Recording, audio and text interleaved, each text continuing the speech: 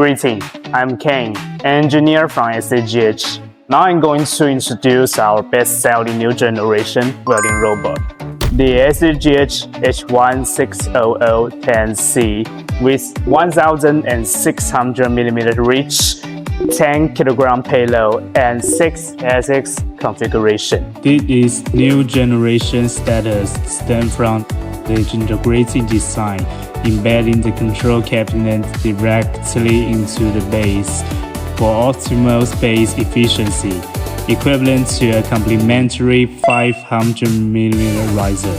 The structure utilizes high-grade aluminum alloy for reduced weight and at least 25% faster operational speed than fuel modules.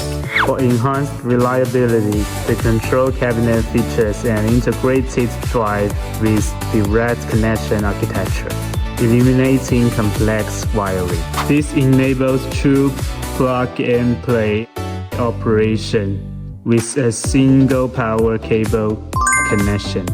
If you want to know more about the robot, please be free to contact us for more information.